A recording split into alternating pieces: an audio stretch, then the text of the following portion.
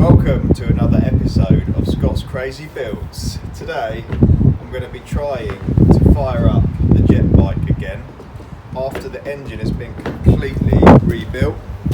Brand new turbo, brand new ECU.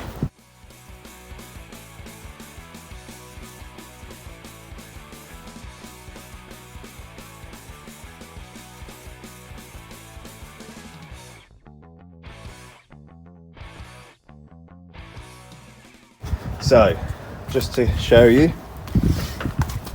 here is the brand new hull set. This is bigger than the last one by about 20%. Got a new ECU tucked in there. The dash has had some upgrades. So, let's give it a go and see if it fires up.